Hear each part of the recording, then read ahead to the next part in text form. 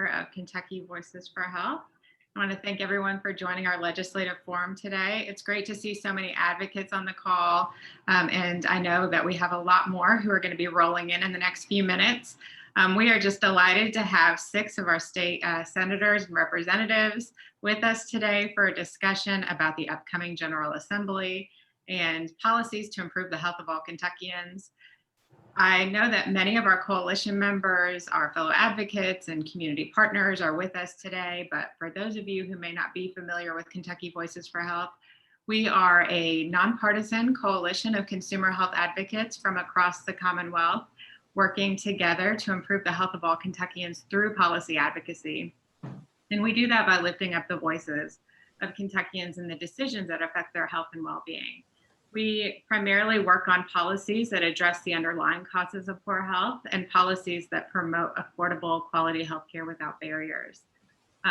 Typically, we would be hosting today's legislative forum as part of our annual meeting, which we're all missing this year. But this isn't a typical year. So we decided that we didn't want to do a full day of virtual sessions, but we know that this is always a very popular session.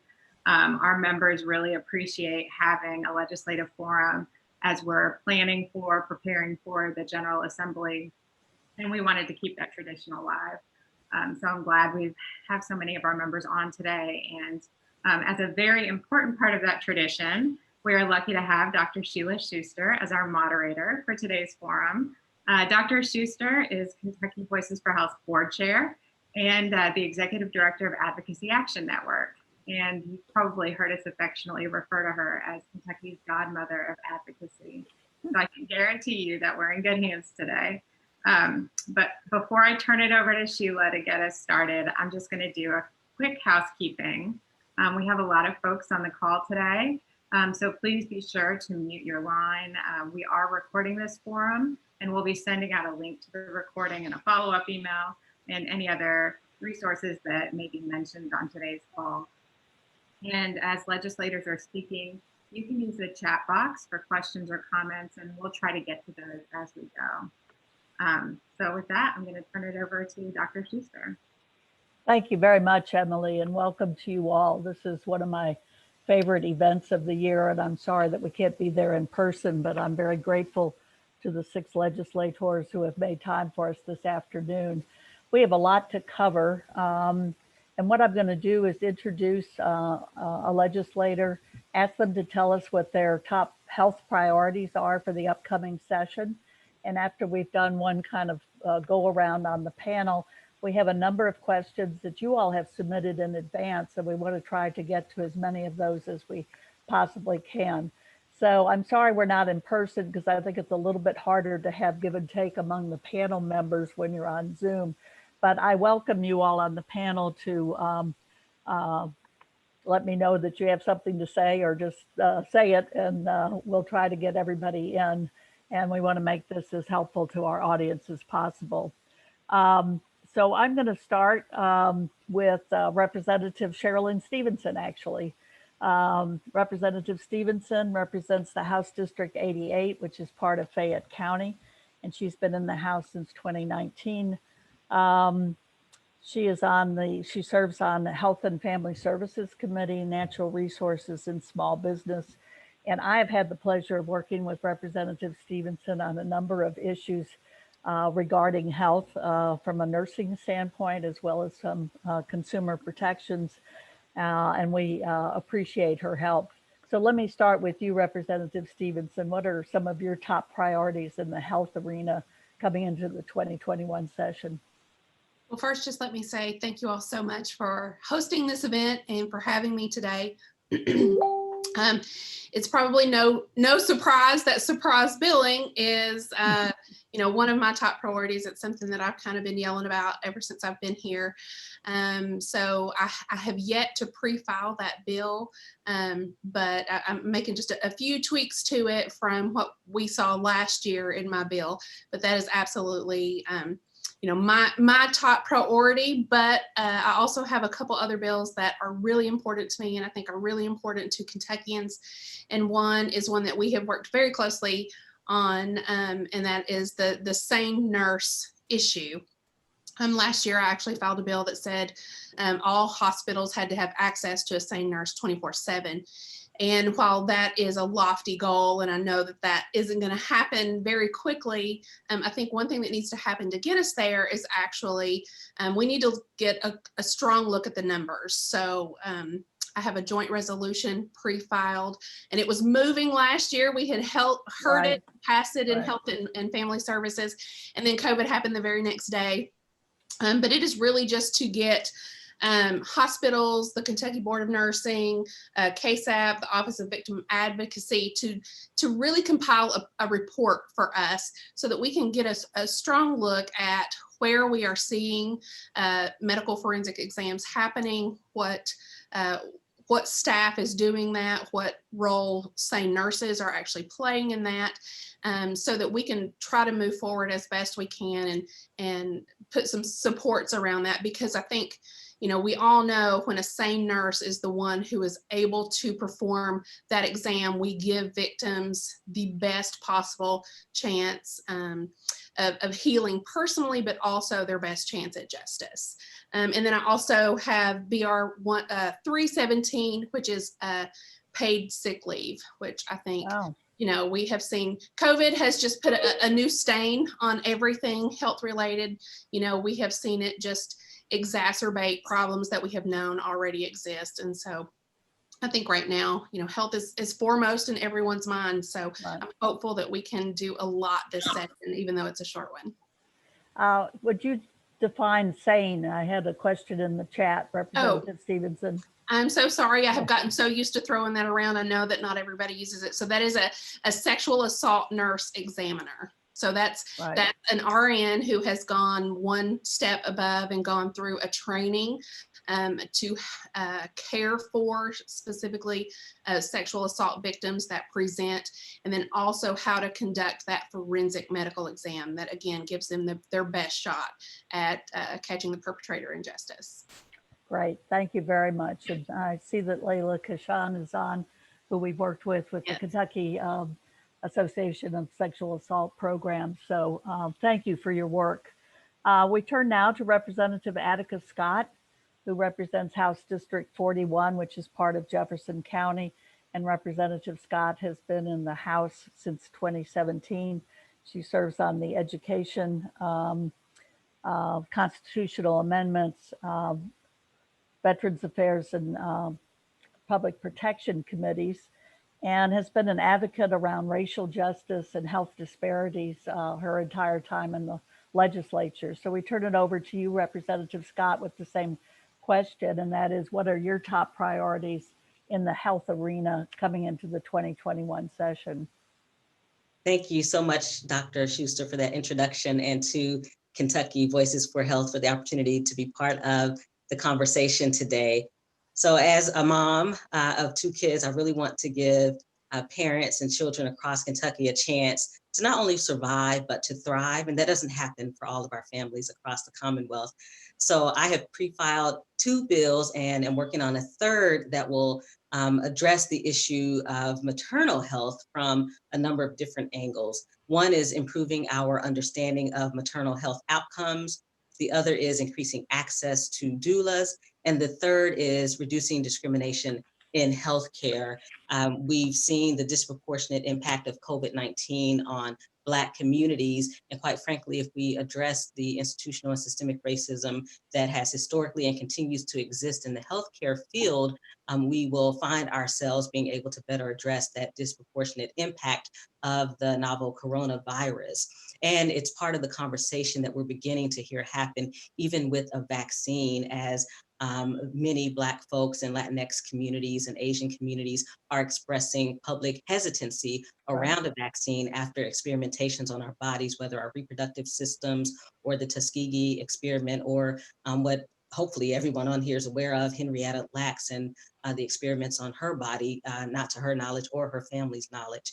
I'm also focusing on menstrual hygiene health and removing the tax from menstrual hygiene products. People living in poverty should not have to risk their menstrual health because they can't afford sanitary products. And I also know that both of these issues, maternal health and menstrual health, are mental health issues that are disproportionately impacting Black communities and people who are living in poverty. So that's my priority focus for the 2021 legislative session as it relates to health.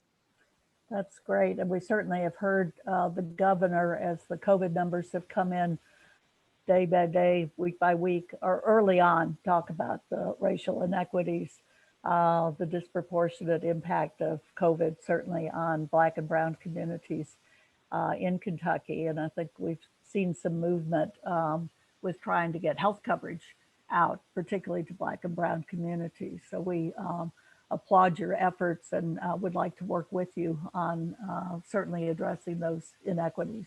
Thank you very much.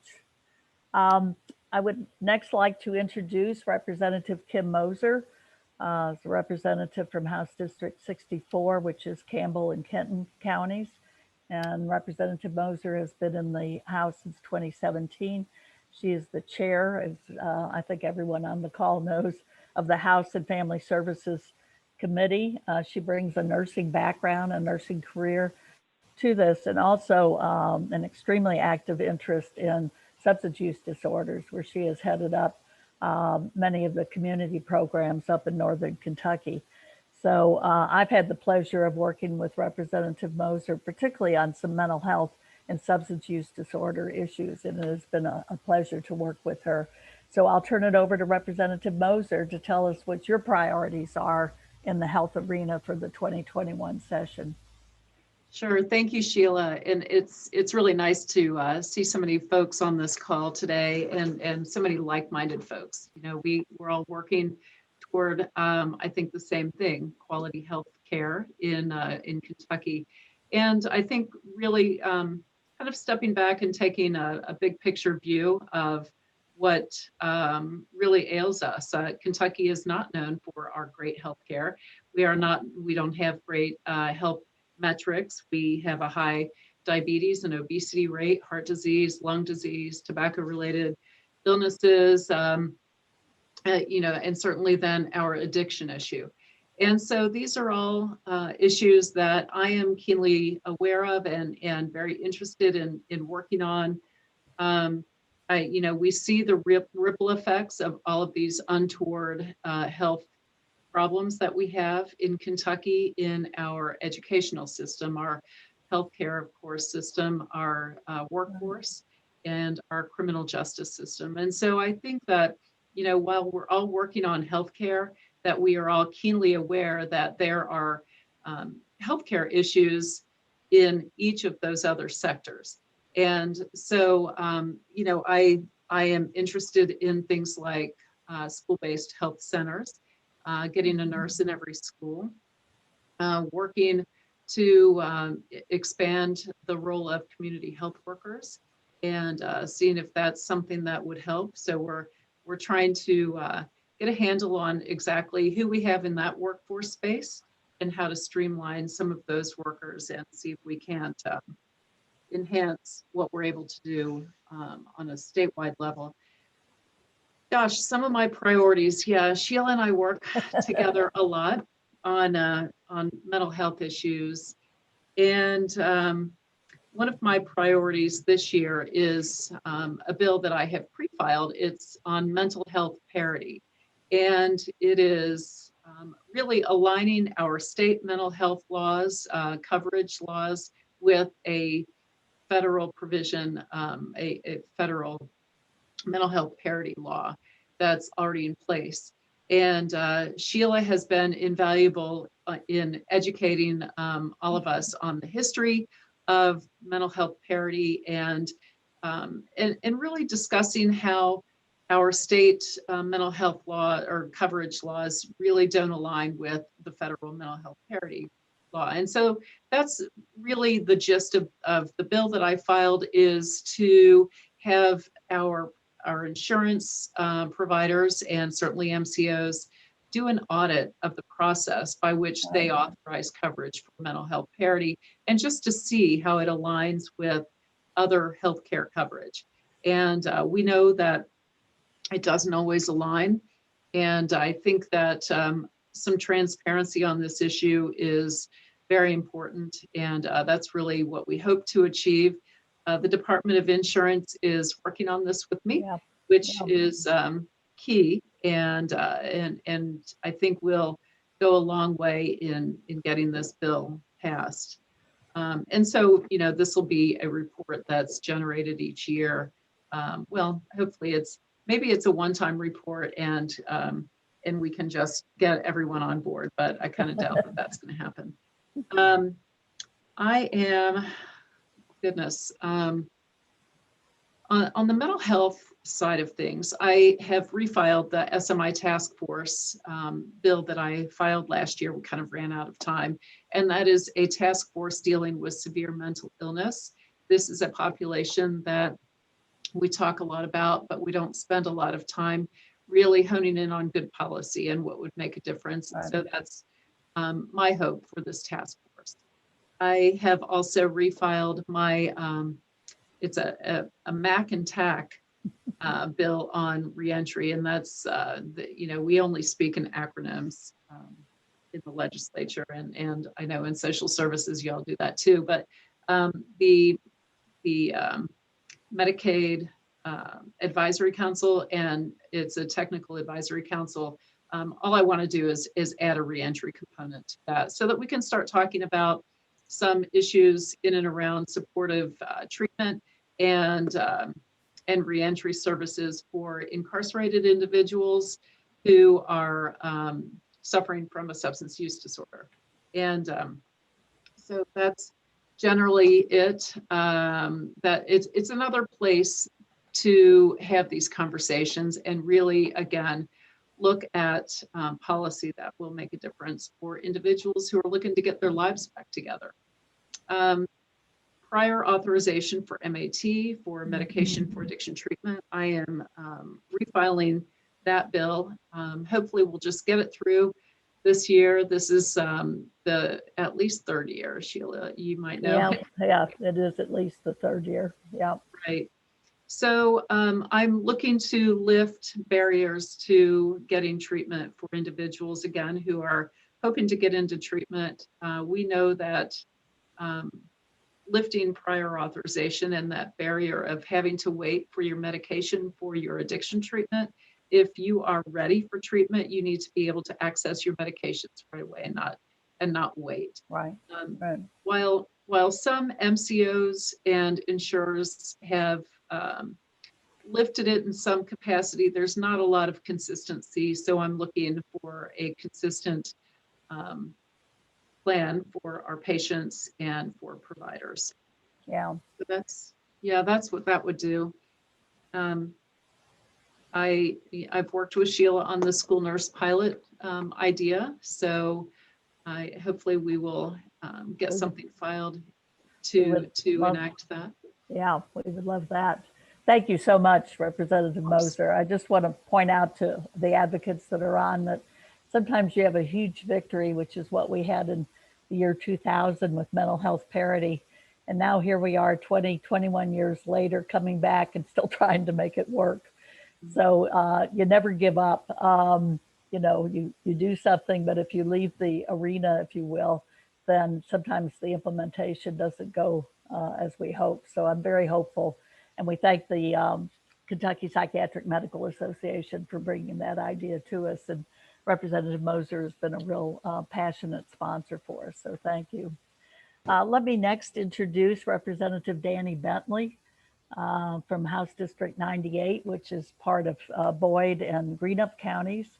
And Representative Bentley has been in the House since 2017. He is on the House Health and Family Services, also chairs the Budget Review Committee on Human Resources, and he is one of 3 pharmacists in the House. And lucky for Danny, I have a terrible singing voice, so I won't do that, but we should all wish him a happy birthday because today is his birthday. So we doubly appreciate his willingness to be on the panel with us. And Danny, if you would let us know what your priorities are in the health area. Okay. For the 2021. Now, the Bible says you get to live 70, so that's what I am today. There you go. I'm 70 years old, and we had a water leak, so we've been busy this morning. So and busy at that too. My priorities would be, first of all, the co-prescribing bill, bringing it back up, because we're seeing where we co-prescribe with opioids or people of high risk, that the risk of overdosing goes down. It's really been proven a lot more statistically this past year. So we're reintroducing that to try to save lives on the opioid crisis. And of course, a lot of people realize that with the COVID crisis, the opioid crisis is still going on. Yeah. And that's, it hasn't let off. Of course, also methamphetamine is really bad in Eastern Kentucky right now too. That would be the first, one of the first. The second is the insulin bill.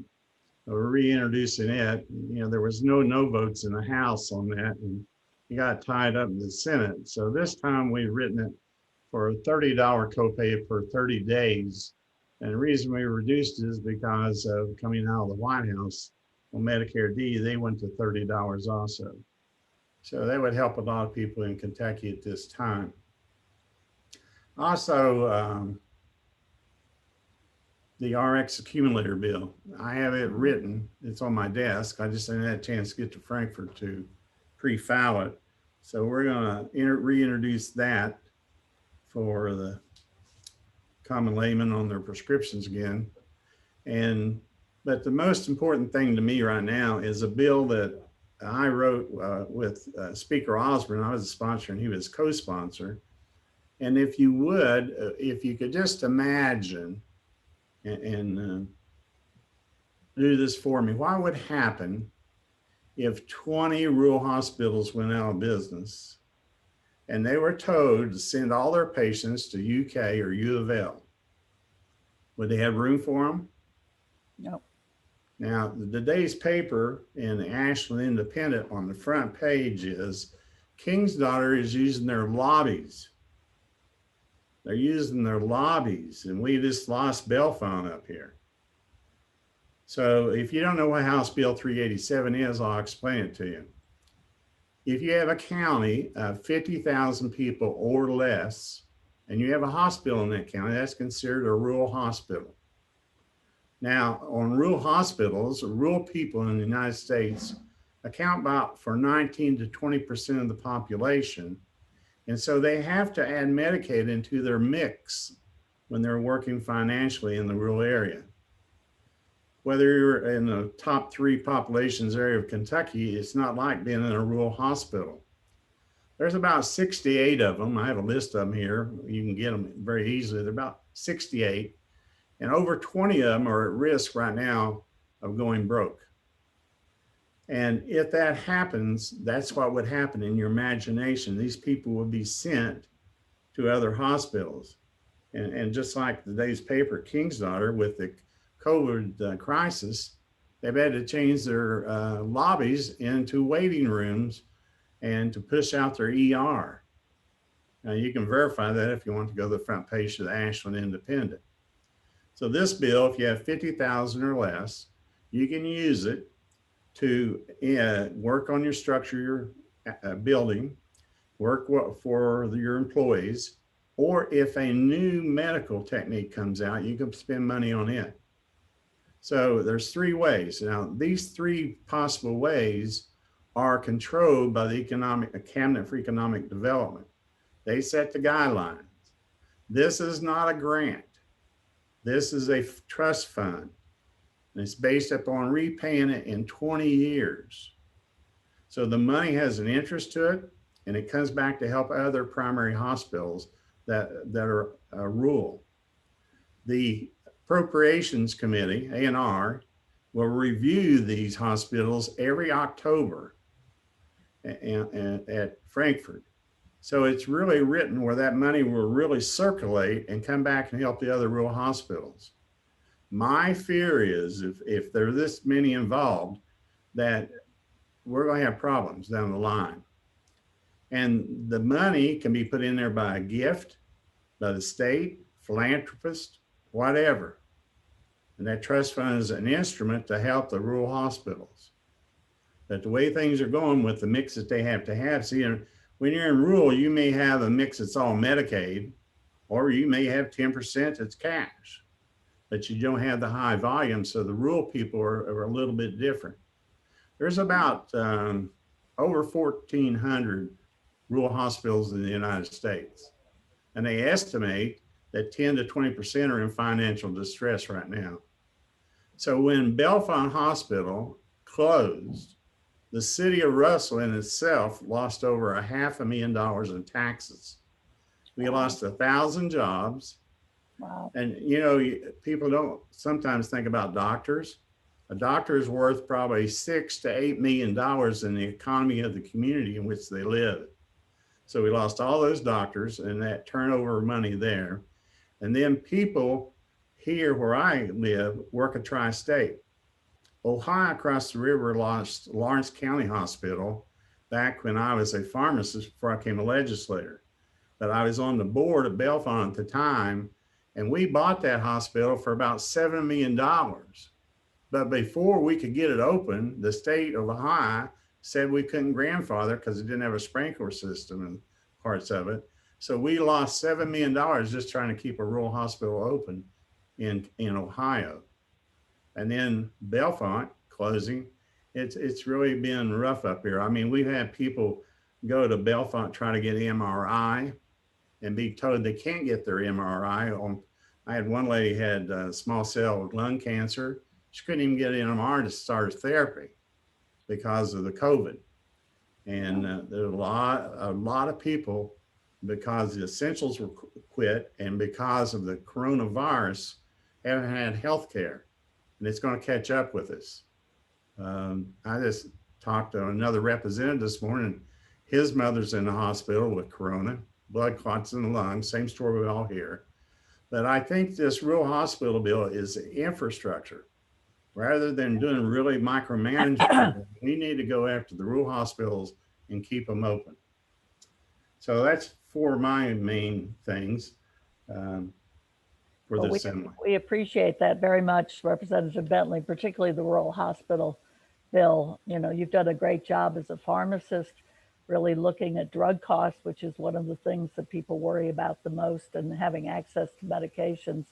I know you have a bill also to take the tax off of incontinence products for those in long-term care, very similar to Representative Scott's bill on menstrual supplies.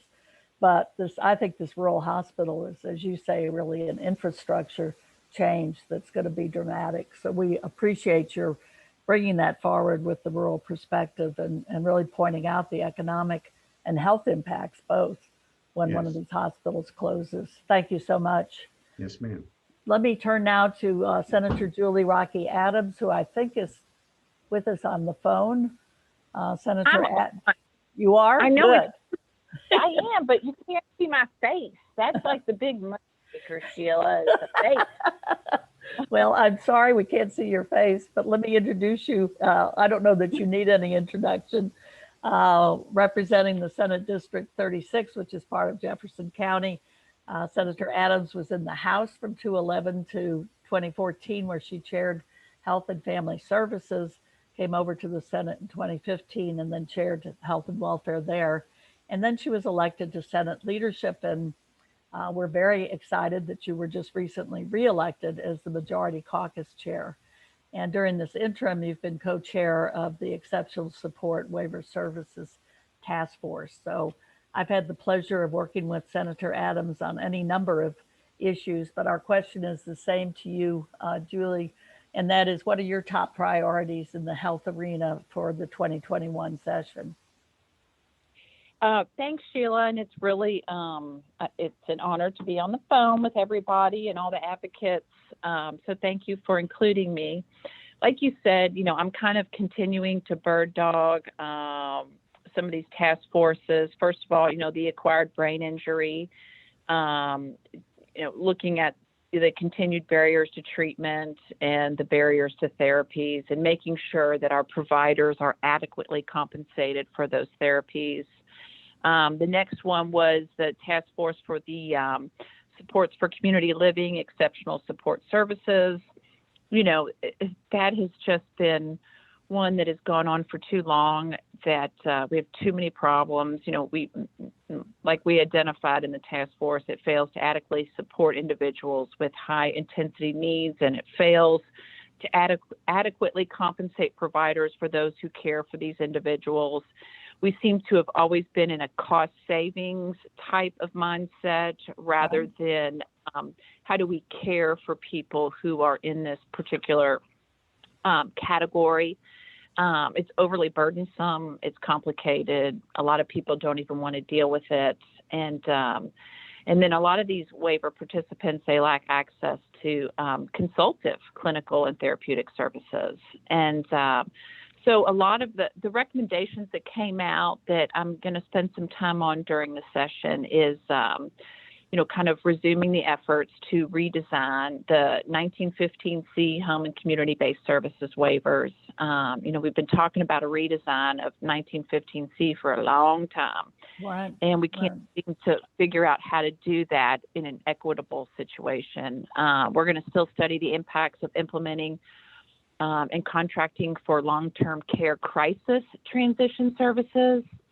We're going to study the alternative to institutionalization. This is huge. I think as we move into kind of figuring out these transitions from long-term or crisis transitions, it looks like we're going to try to, resurrect the idea of moving some people into like a 200-person pilot so that we can move them from institutionalized care into community-based care. And one of our recommendations was to do this over a 5-year period of time. And then hopefully, better utilize Kentucky's Medicaid state plan to see how we can either expand in that capacity or, and also include the intellectual and developmental disabilities and the complex medical needs. So as you know, that's really involved. It's so desperately needed for attention. And so I'm keeping my fingers crossed on that.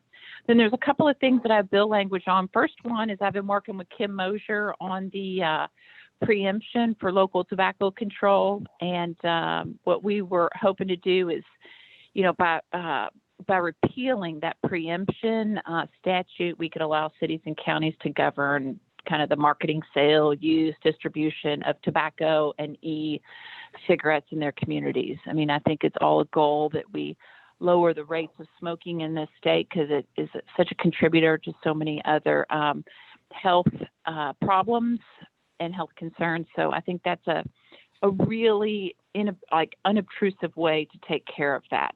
I've also worked on the smoke evacuation. I'm going to file that bill again it's OR removal of smoke evacuation removal in the OR. And Dr. Alvarado was awesome. He shot that out of committee last session. We passed it, and it got hung up over in the House. So hopefully second try is the charm on that.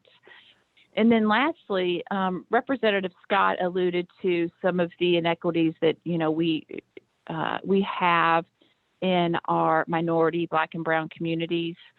And, during kind of a lot of the unrest that happened in Louisville over the summer and is still ongoing, health inequities are really tremendous.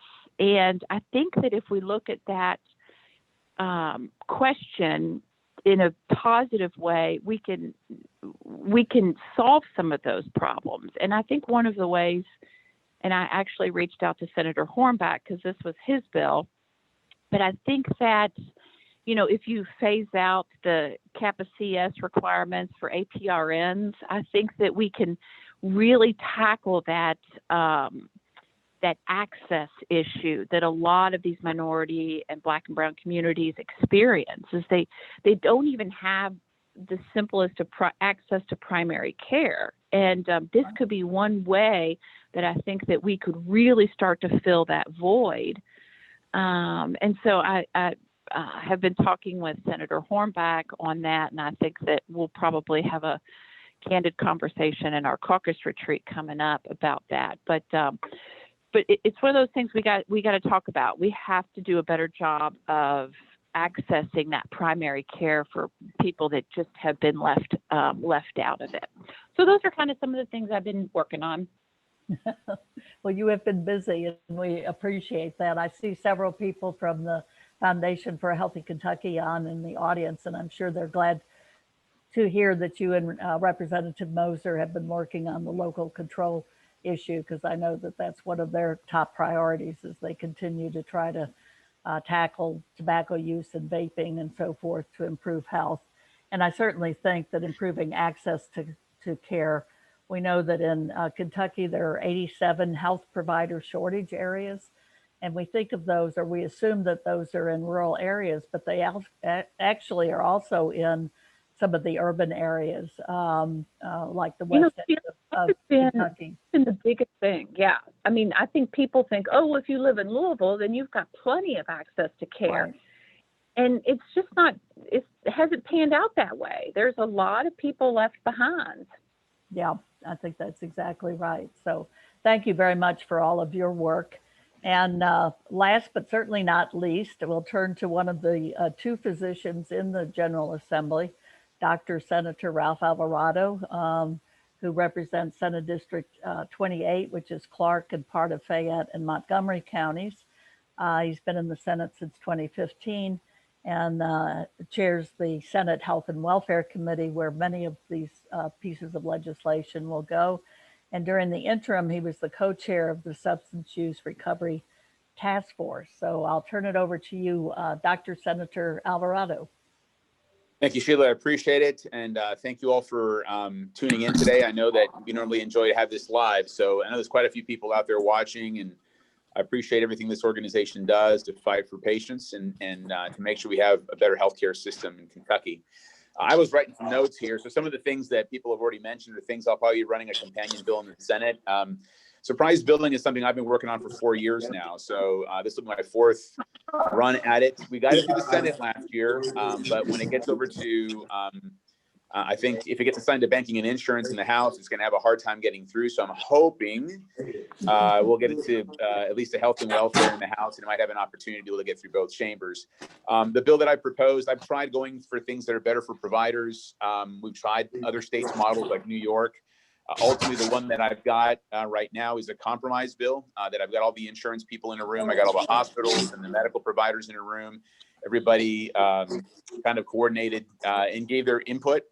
Everybody came out of that meeting a little bit upset. That's about the right spot to get surprise billing, because ultimately, if you put a surprise billing bill, you're going to make one side happy or the other side happy, and it won't be successful. So you have to make everybody a little bit mad to get something that's going to work. I think the one that I've got strikes that proper balance, and it's unique for Kentucky. And basically will hold patients harmless and provide a kind of a method of arbitration for hospitals and providers if they don't like what they're getting paid. You heard about getting rid of prior authorization for MAT. I'll run, Representative Moser's done a good job with that bill. I don't want to take it away from her. It's her thunder. I'll probably run a companion bill in the Senate this year. We're also, there's a telehealth bill that's being worked on. I believe Representative Frazier's doing that in the House, and I think Cherlynn Moser's working with her on that as well. We're going to try to really expand telehealth. We were fortunate to get that bill done a couple of years ago. Now is an opportunity to really expand what telehealth can do. And because I think it's turned out to be very, very crucial. We talk about access to healthcare. I think telehealth will do more than anything, particularly if you get into rural communities and into urban communities. The biggest issue there is having some kind of a connection to Wi-Fi. We've actually approached the cabinet about considering using Medicaid funds to be able to use that to allow people to have access to Wi-Fi or broadband in their areas, to be able to start providing telehealth services to someone in their homes. We know transportation continues to be a big issue as well. Right. We're also looking at mental health. There's a bill that we tried to get through last year, a homelessness bill for youth and homelessness with mental health. I try to combine that with another bill towards the end to rush it through regarding voluntary 202A transports. We've tried to get that. I'll probably refile that bill as a combined bill because we're going to be pretty pressed for time in a 30-day session. So hoping to get that through. I'm trying to look on some things on healthcare transparency. I'll probably run a companion bill to Representative Bentley's copay accumulators, also in the Senate. We're also looking at for some nonprofits out-of-pocket limits that they're being restricted on, that they can use nonprofit funds to help people in kind of their copays or in their deductibles to help people get procedures or other things done within that as well. We're also looking at maybe expanding direct primary care. A lot of Medicaid recipients and people that have high deductibles would like to use a direct primary care model for their primary care. I think we're one of the last, if not the last state that doesn't allow that. And so we're trying to look into some way of being able to loosen that back up to let Medicaid recipients who might have, or people that have an Obamacare plan that has a really high deductible, to be able to use a DPC model for their primary care as well. Also, the Substance Use Recovery Task Force, we had a lot of recommendations out of there. Two of those bills was to get rid of prior auth for MAT and to expand telehealth. A lot of other things are resolutions to encourage federal government to help fund things. We're hoping to get, I know there's been a waiver applied for by the previous administration, now by this administration as well, to encourage us to allow us to use Medicaid funds for people while they're incarcerated to begin their drug treatment programs while they're there. And I think that's really important. So we're going to probably have a resolution drafted to encourage HHS and the federal government to allow that to happen. We're also looking at, there's a bill that I've got to kind of, for Colon Cancer Screening Foundation, their program, trying to, I guess, modernize the language in the law. It's been a very successful program. I think they've been talking to Commissioner Lee also in Medicaid to consider maybe expanding some of their task forces to incorporate all cancers. We've had a lot of success in getting our colon cancer rates down, but we're hoping to do that beyond just colon cancer, maybe lung cancer, prostate, breast, et cetera. Then there's also one other bill that I've got. It's on transplanting tissue. I know some of our ophthalmologists have been concerned about corneal transplants, and that there's some kind of apparently not strong enough language in the law to prevent people from using private funds and trying to buy those. And we're going to probably do something to help tighten that up. It should be a pretty straightforward bill to make sure that people aren't going to be able to cut in line or be able to purchase any kind of tissue or organ tissue with private funds. And so those are the things I'm working on. There's always a lot of other, I'm always on the liability reform front. Everybody knows that, whether they like it or not. I'm going to keep filing that every year. It's going to be something for COVID-19 protections, not only for businesses, but for providers as well. And then as always, I think the Supreme Court's made it clear to us we have to have some kind of a constitutional amendment to allow the General Assembly to be able to pass liability reform moving forward as well. So I'll be filing that as I do every year. And those are kind of the healthcare things I've got. There's plenty of others that are out there with lots of members, a lot of good ideas out there. So looking forward to hopefully being a productive session again for Health and Welfare Committee. Well, we appreciate all of the things that you're looking at and your openness and hearing those in the Health and Welfare Committee. So we look forward to working with you. So that gives our audience a good snapshot, I think, from each of these 6 legislators. I want to open with an issue around healthcare affordability, which is kind of an underpinning of all of these things that we've been talking about. Kentucky Voices for Health has worked with the Altrum Healthcare Value Hub to conduct a second survey of Kentuckians about the affordability of healthcare. We did this 2 years ago, and then they just did this again in the spring. And I'm sure you will not be surprised that more than half, 58%, experienced healthcare affordability burdens in the past year. Over 3/4, 77%, are worried about affording healthcare in the future. High numbers are worried about becoming ill from COVID, and across party lines, because they also asked the respondents how they were registered. Kentuckians expressed strong support for government-led solutions. So I'm going to throw this out to the panel, and you can weigh in. And that is, how do you see the legislature addressing affordability concerns? What kinds of solutions, what kinds of things do we need to be doing? So I can jump into some of that. I'll start off. One of the things that I hadn't mentioned was healthcare transparency, which I think is a thing that a lot of us, and this is something that's, I think, bipartisan, which is again, both sides of the aisle. People want to know what they're paying for in healthcare.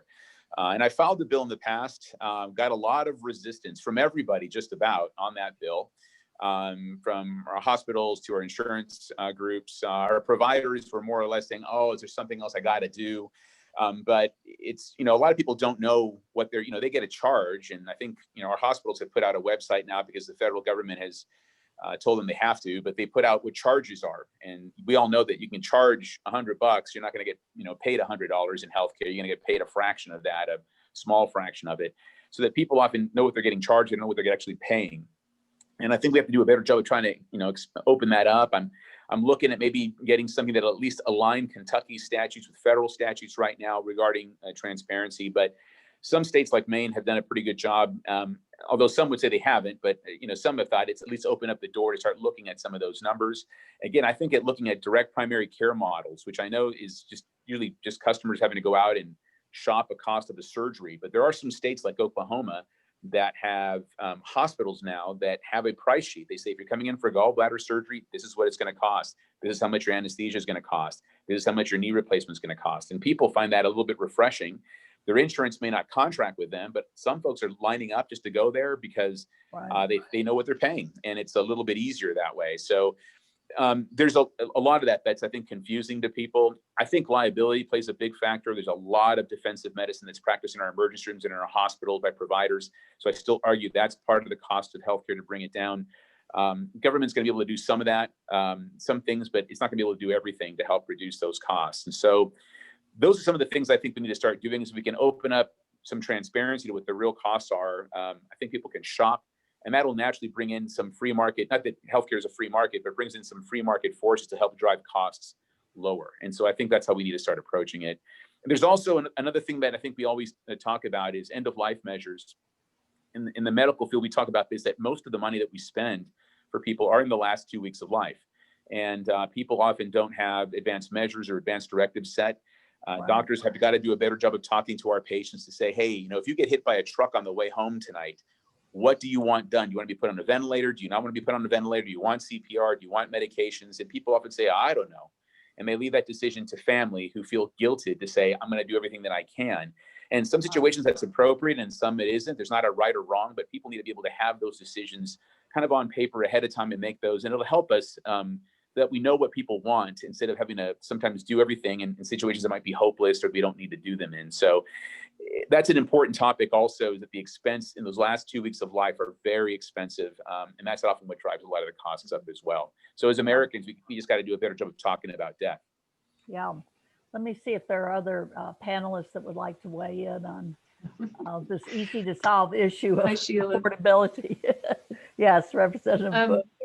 I have a few ideas. It's so funny. I just texted Julie. I said, Ralph, so fast, we need a buzzer to like buzz in real fast and get a word in edgewise. We'll play this like Jeopardy, right?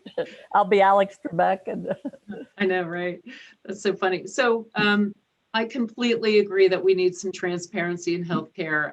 In fact, I've been looking at what some other states do in terms of kind of the right to shop idea. I know that New Hampshire has a kind of plan in place. Florida, there are a lot of states that have started this. So I'm trying to see if this is something that the cabinet would work on, or if this is something that we need to put in statute. So I'm kind of at the beginning of that, but and unfortunately, Ralph and I are so busy that we have to communicate when we're on these forums. So I would like to work with you on that, Ralph. The other thing that I've been working on is looking again at bridge insurance and what that might look like for individuals who have been added to Medicaid during COVID and may or may not be eligible moving forward, but need some sort of transition off. And we don't want anyone to go without health care, but we also know that not everyone is going to qualify for Medicaid. So how do we assist individuals and transition them back to either their employer sponsored insurance or another plan that makes sense for the individual and their family? The other issue that I'm looking at, and I've worked with a few others on this, is addressing the benefit cliff. I know that this is a federal issue, but if we can do something on a state level that really takes away that perverse incentive for people to stay on benefits after they get a raise, or they're hoping to get that next promotion, but they're going to be dropped from all of their benefits. How do we stair step those individuals kind of off of the state benefits and onto the next level that is good for them. Right. So what's good for them? And then there were a few other things that I didn't mention that I was working on, certification of employability and alternatives to opioids. And then Ralph mentioned telehealth and some criminal justice reforms, but we can get to that later. All right, thank you. Anybody else on the affordability question? I'd like to hop in just for a second and, Yeah. and echo that, I have done surveys of my constituents, and it echoed exactly, what your survey had found. My constituents overwhelmingly said that the number one issue facing their family is the rising cost of healthcare. And there, as you have heard both Senator Alvarado and Rep. Moser say, there are so many things that we can do here at a state level. There's not one magic bullet that's just going to make everything better, but there are a lot of little things that we can do. And I think that being sure that people do not have those gaps in insurance, I think it's absolutely imperative that we do that.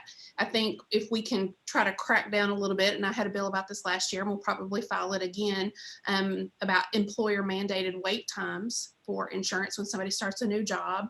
I have an EpiPen bill to kind of cap those costs, and goes right along with Rep. Bentley's, insulin bill.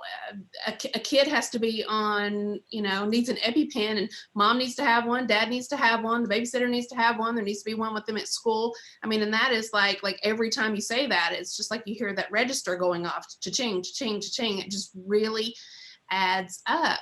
And I think that it also goes back to being sure that people have earned paid sick leave, because we have so many people that feel like they just, not only can they not afford to be sick because they can't afford their medicine or they can't afford their health care, but they also can't afford to miss work.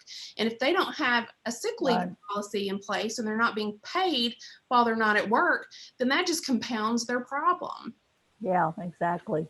I'm going to turn to Representative Scott because I know she has to leave us early, because I want to come back to your pre-filed bill around maternal health and child health, and ask a two-part question, I guess. One is that we were told at the Medicaid Advisory Council meeting, Representative Scott, that CMS has just issued some data that Kentucky has that has drawn their attention to the high morbidity and mortality rates of particularly moms of color.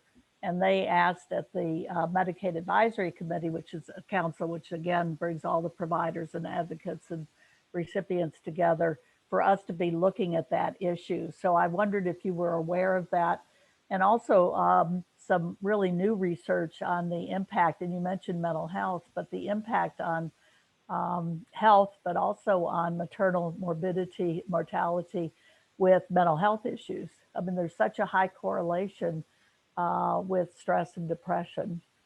So I wanted to give you a chance to respond to some of that. Yes, thank you so much, Dr. Schuster. And in fact, I am aware of the latest CMS meeting, and you raised such a good point about the connection between maternal health and mental health. It's so deeply connected. When you're stressing out about your pregnancy and you can't get a doctor to take you seriously, because I don't know about you, but I've definitely read research over and over again over the years of how when Black women report concerns around their health, they're not taken seriously, that far too many Black people are told that they don't experience pain the same way. And so, that impacts your not only your access to care, but the quality of care that you receive. So while I believe the conversation around access to care is important, if people aren't going to show up to that care, or if they show up and they're being discriminated against, then we still have issues we're not addressing, that we refuse to address because we don't want to have the tough conversations around racial justice in the Commonwealth. And that's part of what this boils down to. The mental health impacts aren't necessarily being addressed because that's another barrier, is access to mental health services. Dr. Schuster, you talked about how people think just because you're in an urban area, you have access to everything. Well, I live in the West End of Louisville, and that's not true. This is a predominantly Black part of Louisville, and we definitely don't have access to everything, but I also serve the east end of Louisville, which is predominantly white, and it definitely has an overabundance of its needs being met. So even access to mental health services is lacking in far too many parts of our communities across the Commonwealth. So we have to address that, and we have to take people's concerns around their health seriously, and we have to prepare medical professionals to serve different and varying populations. Yes, absolutely. I think we're making some progress in educating our medical students, nursing students, psychology students, and so forth, getting to them early around some of the racial and cultural differences. Let me ask you a question that came in from one of our participants ahead of time. Kentucky is one of only a few states that doesn't have freestanding birth centers. And Representative Nemes has pre-filed a bill to open up the certificate of need for the purpose of establishing them. And I wonder if you thought about what impact freestanding birth centers might have on the populations that you are advocating for.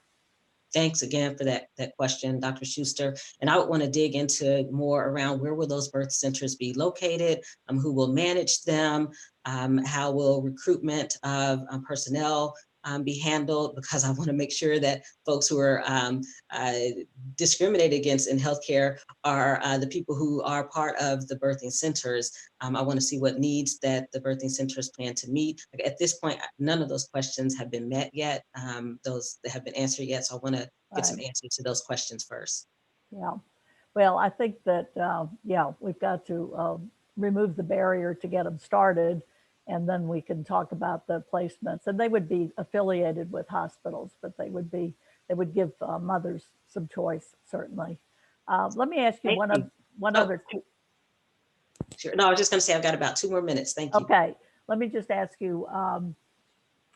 Representative Josie Raymond has a family leave, paid family leave bill, and I wondered if you had looked at that in terms of, again, your concern about moms and babies, moms and children.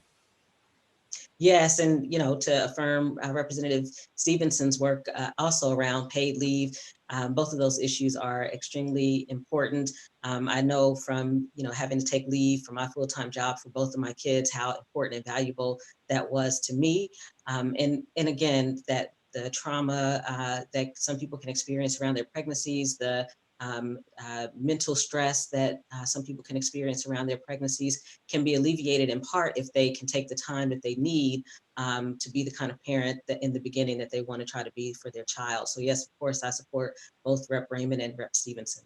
Yeah. Thank you so much. Thank you. And thank you so much for being with us. We appreciate it. Happy holidays to you. Let me throw that question about the birthing centers out to the rest of the panel and see if anybody else wants to weigh in on that. Because yes. I'm sorry to interrupt you. I was just going to say, we had one more legislator, Representative Bentley, wanted to talk about affordability before we move on. I'm sorry. Yeah, let me go to that then. Representative Bentley, I can't see people on this. So Representative Bentley. I don't know if anyone's seen them or not, but there's ads on Twitter and on Facebook put out by Kentuckians for Affordable RX.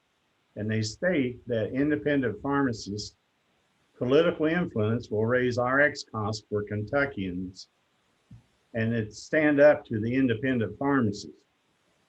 That's an oxymoron. The independent pharmacists keep prices down, and with SB 50, it was supposed to be going into effect January 1 with 5 MCOs and 1 PBM. Now it's going to 6 MCOs and 1 PBM, and they're delaying it 6 months. That will keep the prices up till we can get that put in and keep the what's the word where they inflate the price? Just left me on the PBMs on the oh shoot, somebody help me.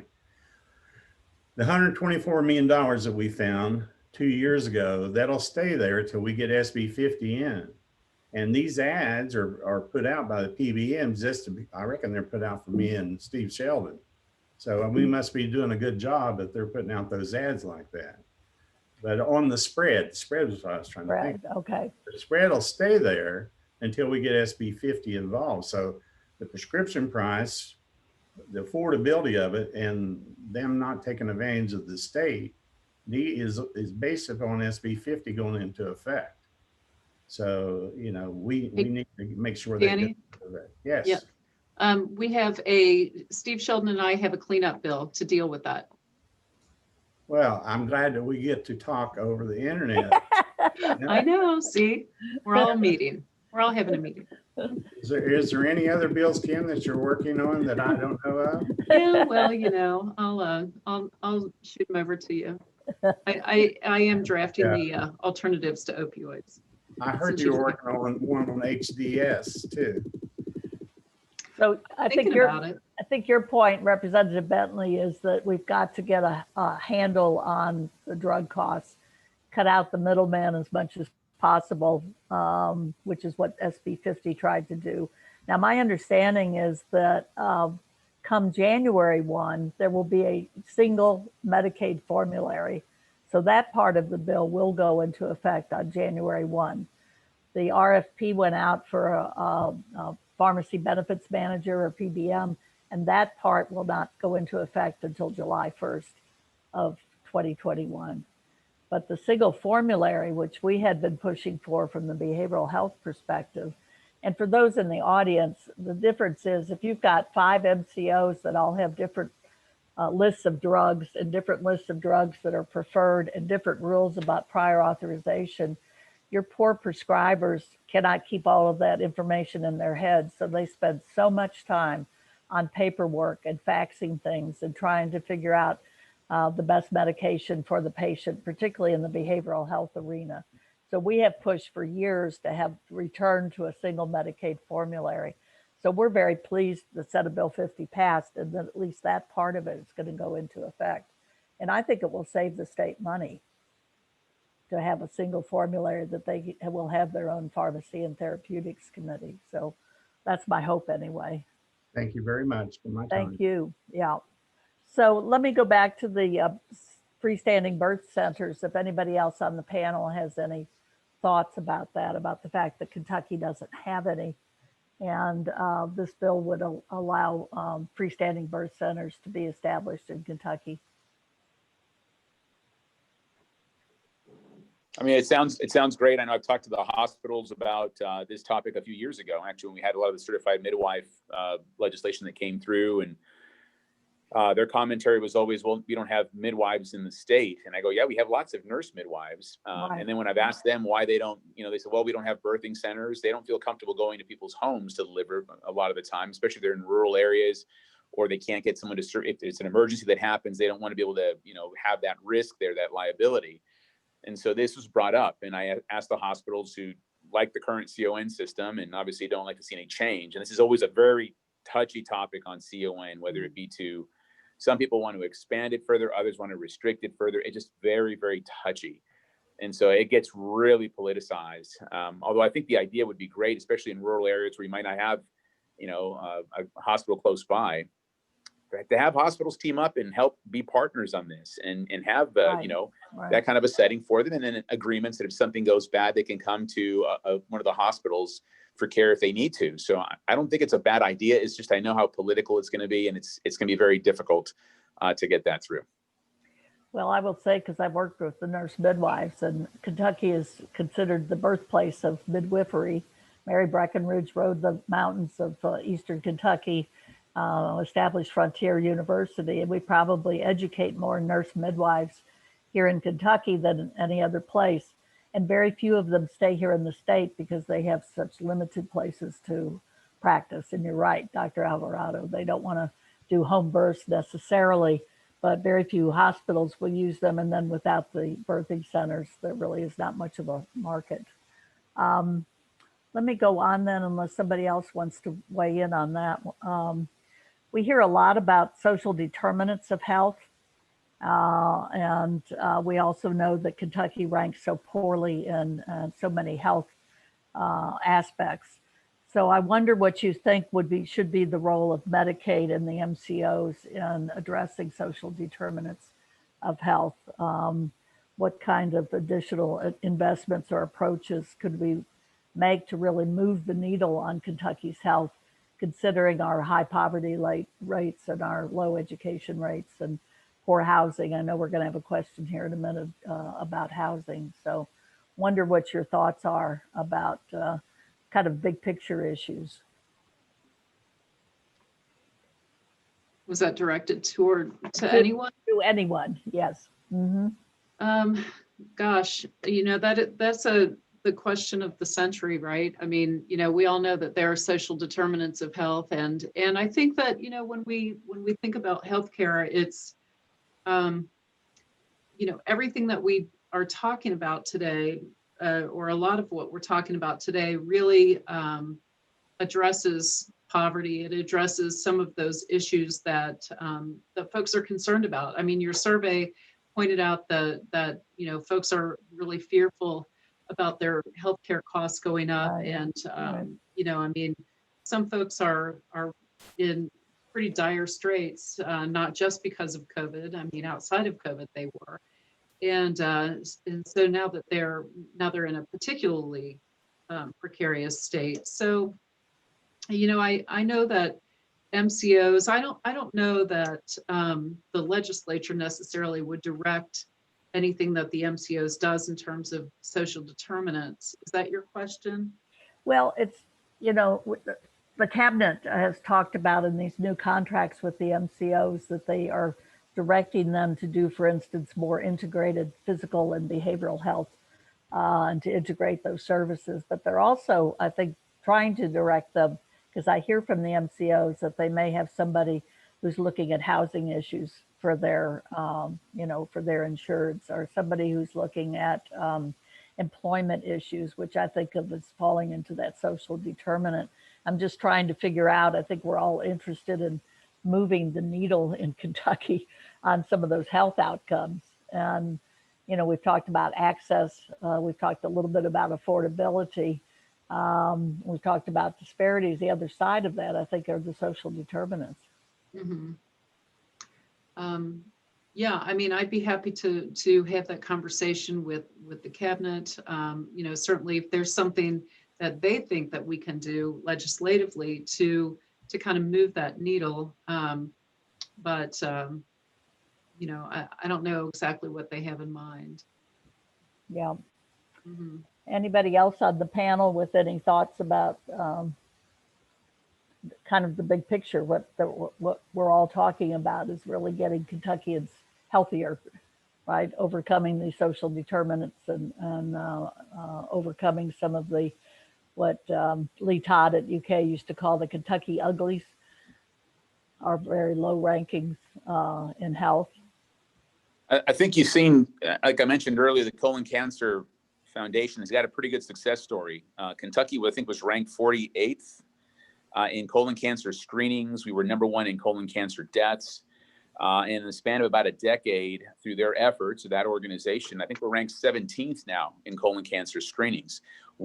Eastern Kentucky still has some work to go, but in Western Kentucky, the central part of the state, northern part of the state, tremendous screening rates, and we've done much, much better. And so that's a kind of a public health success we don't talk about much. The press doesn't like to cover it, but it's real. I think we can use that model, particularly when it comes to cancer rates, to do maybe lung cancer screenings. And obviously tobacco has been the crux of a lot of our problems in Kentucky. I think we're doing a better job now with our public, service announcements in terms of that. Our youth rates are going down. We've passed some bills here lately that have helped to reduce that now as well. And we're going to see those effects, I think, over the next several years. The other big thing we've got to do something on, and again, I don't know that government can answer all these questions, but it's going to be just issues like obesity rates, which in Kentucky are very high, and starting to encourage people with exercise. I've got some out of the box ideas on things that were kind of, people think are crazy sometimes, but things that would motivate the average Kentuckian, particularly in areas that, I've said, if, you try to do things that will help encourage people to get up and move and kind of join the community and to kind of bring people that are older and younger together. Those kind of things are where you see success. And we've got to move the needle on those issues. I mean, I think as weights go down, diabetes, high blood pressure, all the things that are heart disease risks will improve. And then our cancer screenings, I think if we can use that model from the Colon Cancer Foundation and use it for other cancers, I think we'll see our numbers improve. Yeah, good point. Anybody else want to weigh in on that? Emily, I think there was a question in the chat that kind of follows naturally onto this about housing that you might ask, if you would. I'm having trouble reading the chat questions. Yes, there was a question from Ben Carter about CDC's eviction moratorium, which expires at the end of this year on December 31st. He said, we know that tens of thousands of people have died as a result of allowing evictions during this pandemic. Housing is healthcare. And wondering if the legislators are, he's wondering if the legislators are encouraging Governor Beshear to extend the moratorium statewide as case numbers continue to spiral out of control.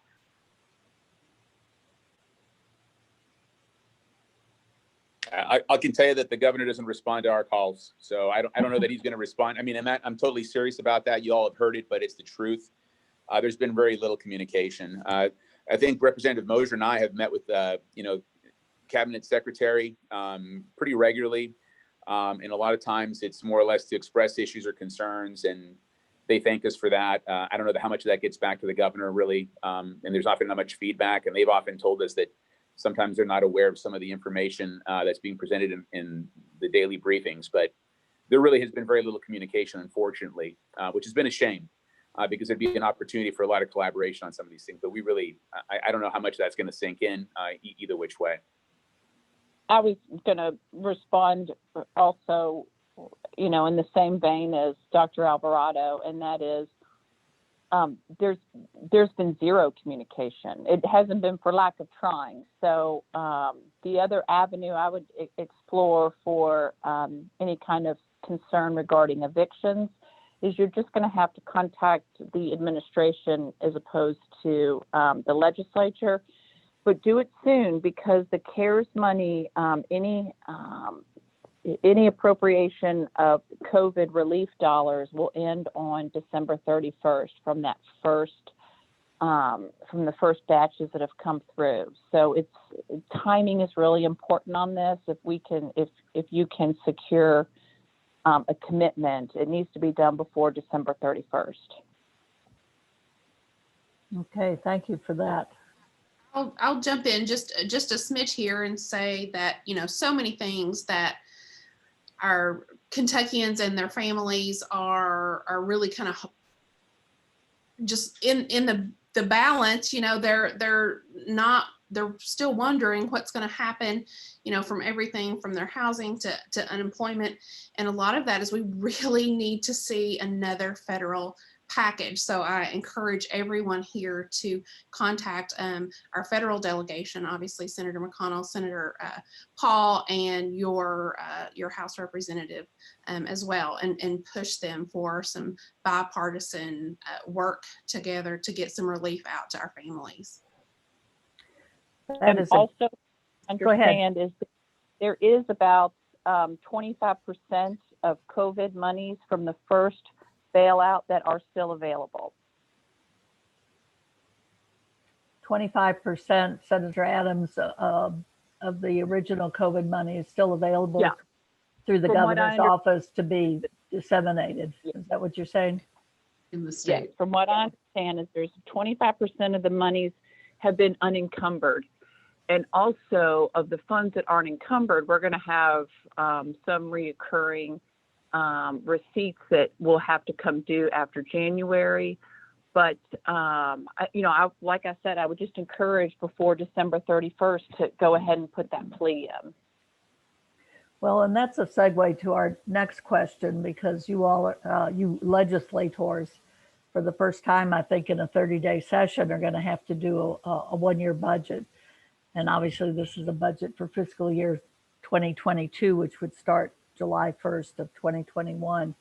And the question is, how critical is it that we have federal relief in order to create a balanced budget, or to create a budget without cuts? Because what we always worry about, and you all have heard from me over the last 4 years, some of you, about the cuts that come, whether it's to education or to mental health or to healthcare and so forth. So I guess the question is, as you go into this budget session, how much are you counting on, or how much are you hoping for some additional federal relief to come in?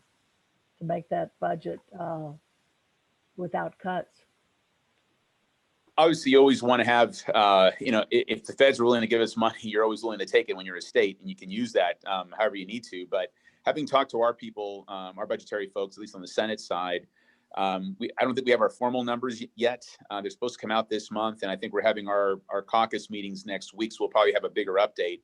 What I've been told is that it's not going to be as bad as we originally thought.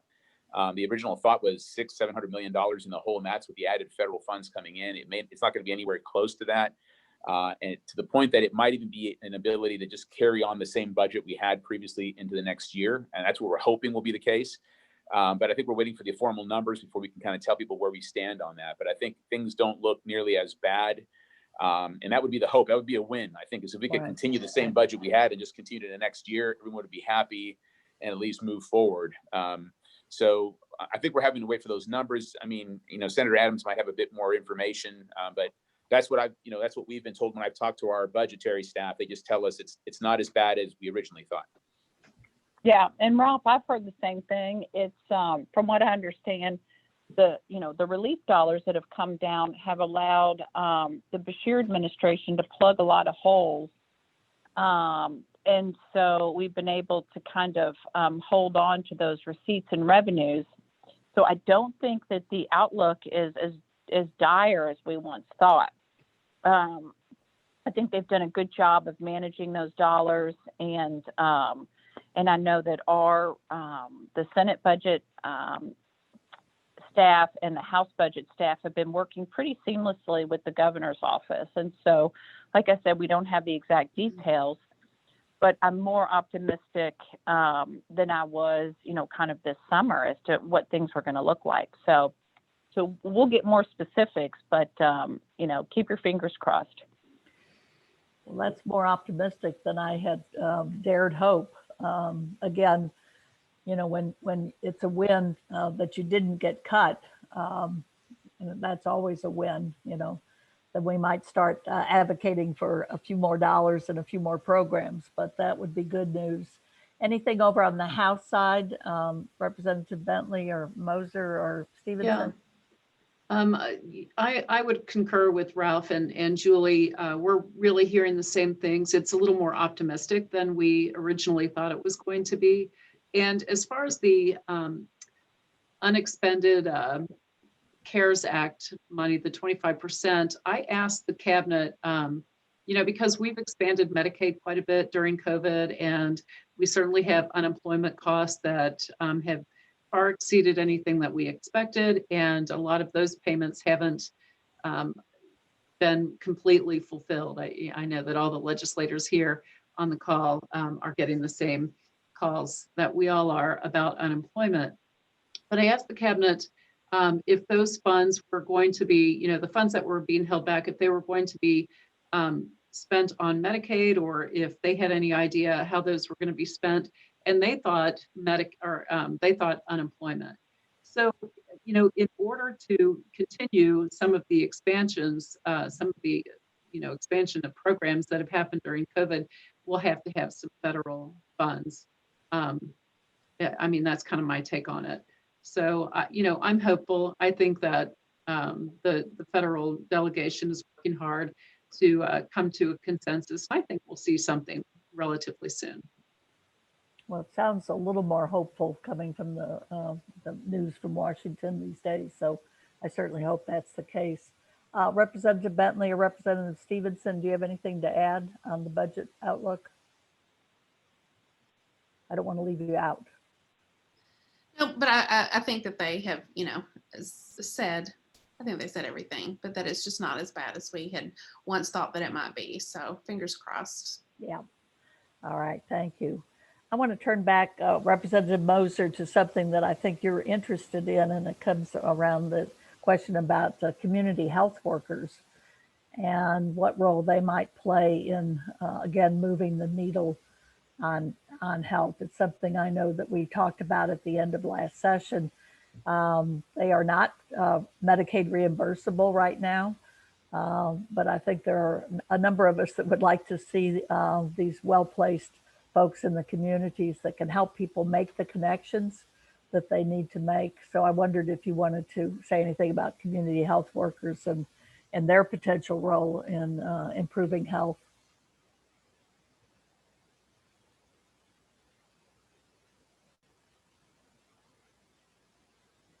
Sorry, I was muted. Oh, that's all right. I heard yesterday that that's the most common phrase now is that your microphone is off. Yeah. So, community health workers, I think backing up a little bit, we have a lot of workers, entry-level workers, who are kind of filling that kind of role for hospitals and maybe even community health centers. And I know that DCBS has some workers, but it's not very streamlined right now. So I'm trying to kind of figure out who these workers are and where they are. But I've had conversations with Commissioner Straub and certainly Secretary Friedlander about how community health workers, once we figure out who this category is, and we do have a certification. So, I think if we could kind of roll all of those entry level kind of positions into this one community health worker status, that we could get a better handle on exactly what they can do, if they need to subspecialize in their certification, if you will, for things like school-based health centers, DCBS extenders, even, we hire separate workers, connectors for the Connect program. But are the community health workers someone who could fill that role? And if we cover them, if we reimburse through Medicaid, then we can pull down federal dollars versus using state dollars to pay for that kind of role.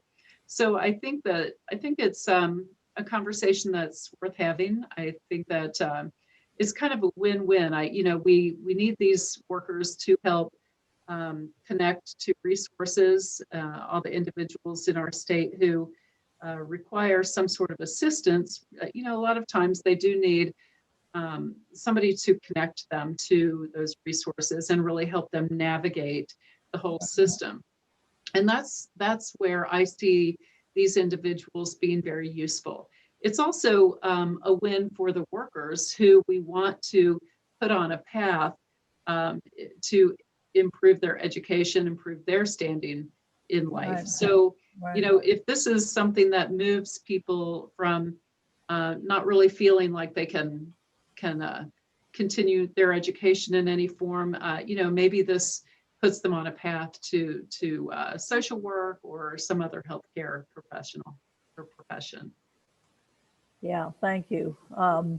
We worked for so long in the mental health field to get our peer support specialists identified and trained in both mental health and in substance use disorder. For those of you who are not familiar with that category, it's people that have the lived experience, as we describe it, and have been in recovery programs. And what we have found, of course, is that it's that warm handoff, if you will. It's the person who approaches a newly diagnosed individual and says, I'll go with you to your first doctor's appointment, or to, I'll explain to you what happens when you go to the pharmacy and get your medications and so forth. So I think the people in the community, we certainly have found that with connectors, the people that help people get signed up for healthcare coverage, and then people rely on them for their health questions after that. So they become a trusted person. So I would think that we could use community health workers around some early identification and prevention programs too. Right. And we know we can save money doing that. Let me wrap up with a question to all of you. And it's been on our mind. In fact, we sent a long letter to Senate President Stivers and Speaker Osborne and Minority Leader Morgan McGarvey and Joni Jenkins. And then we sent a separate letter to the governor. And it's about accessibility for Kentuckians during the upcoming session.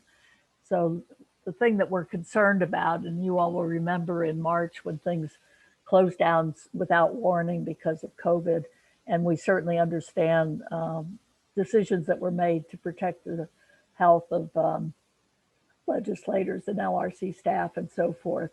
But with the new session coming up, and COVID raging, we're trying to ask legislators, what's going to be the best way for your constituents and for those of us who work with organizations to be in touch with you, to be able to testify, to be able to do the kind of meetings and close work that we've been able to do in the past. So we welcome your thoughts about that as we try to give some advice to some of our groups. We've spent a lot of time training people to be advocates, and now they know how to do that and come to Frankfurt and be there in numbers in the rotunda and so forth. But if we can't be there in person, what's going to be the access as you all understand it? Well, I'll speak up and start and just say, I think that the avenues that people have with our email and the legislative message line are going to be even more important now than ever. But I put my cell phone out there all the time. It's 859-806-3620. I don't care who has that. And I encourage anyone to call me or text me on a regular basis. I think this medium right here, I think a lot of the meetings that we are typically having in person are just going to have to be by Zoom, by, this FaceTime, anything like that. I think, we welcome those face-to-face meetings, and I think that they are important. And so I think that we're just going to have to do as many electronically as we possibly can. Yeah, thank you. Yeah, I would agree. I think we're so comfortable now with Zoom that this, it's not a terrible way to meet. Thank goodness that we have technology to be able to do this. Otherwise, I think, across the board would be in a much bigger problem, have a much bigger problem. It's not as easy. We can't have those kind of quick little catch-up meetings. But, I think, like Cherlynn said, most people have my cell phone. I don't ever mind text or a quick call. Texts are easy because we can answer quickly. And then certainly we know if we have to follow up. But I kind of like having the ability to get a group together, and we can do it fairly quickly on Zoom. So it's not optimal. It's not at all the same, but I think we can get our work done this way. As a committee chair, how do you see testimony happening? Pretty much the way we've been doing it in the interim, where people would be remote and be given the link if they register in advance. People have been able to come up and sign in that day to testify, and that we're trying to capture that, and I'm not sure how that's going to happen. Yeah, that's the tricky part. I think during the interim we haven't really had a lot of spontaneity, and I know that's kind of hard for folks, and I'm not exactly sure how folks are logging in. Maybe it's through KET and our YouTube channel to Right. watch the committees. But as far as being able to testify, I think folks might just have to be pretty organized and think about what they want to testify about ahead of time. And certainly, maybe there are ways that we can have people contact us if they want to support or oppose a bill. I think we're going to have to do that. We haven't really had to do that during the interim because we really are educational in the summer. Right. So I think we'll have to think about some of that. Yeah. Thank you. Anybody else want to weigh in on accessibility?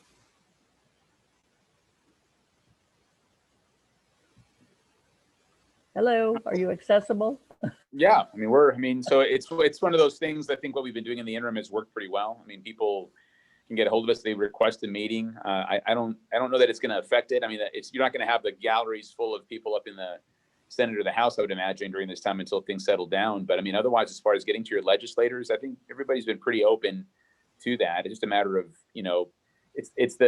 I don't like Zoom meetings that much. I just don't. It's impersonal for me. I'd rather be in person, but you got to do what you got to do. So, as long as people can connect quickly and get on, even if you just do phone calls for a lot of these things, I don't think we're going to see, the one thing people have to understand is this upcoming session, I don't think we're going to get a lot of new if it has any controversy, any new bills that come through are probably not going to have a very good chance of coming through. You're going to see stuff that's been ideas that we proposed before.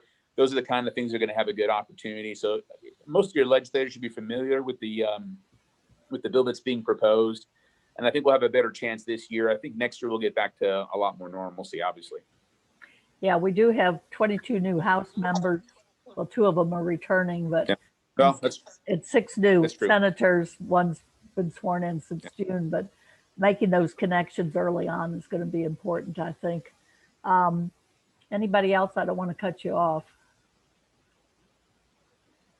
All right, I think we're at the end of our time, and I just cannot thank you enough, Representative Moser, Representative Stevenson, Representative Bentley, Senators Adams and Alvarado, and Representative Scott. We thank you so much. We have some things in the chat that we'll put together and send to you that you may not have had a chance to see during the course of lots of thank yous to you from our participants and so forth. And we thank the participants for being on. I know that Zooms are not always easy, but you all sent in some wonderful questions in advance and in the chat. And I think we've learned a lot about where we're headed with health. It's great to know that it's a bipartisan issue. It's a bicameral issue. And we have lots of us that have, I think if we put our ideas together, we can actually move the needle here in Kentucky. So on behalf of Kentucky Voices for Health, I thank you all. I wish you happy holidays. And remember that the legislature will convene on January 5th, the first Tuesday after the first Monday in January. And then remember, they go home for about 3 weeks of the rest of January. So it's a great time to make connections with legislators back home. And they'll be back on February 2nd to finish up the remaining days of the session. So again, thanks to all of you and happy holidays. Bye-bye.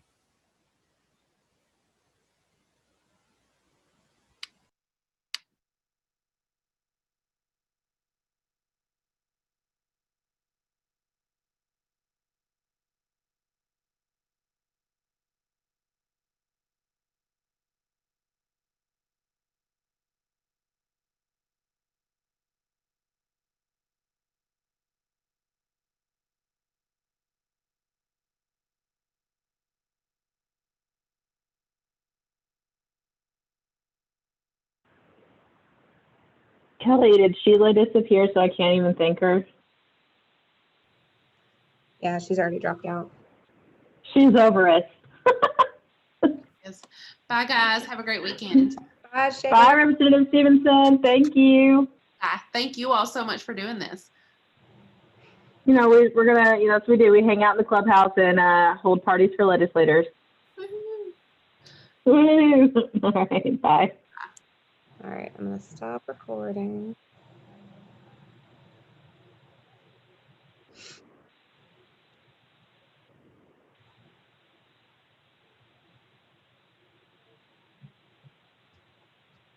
All right, Kelly, I'm leaving. You're in charge. You're good. I'm gonna stop recording and then leave.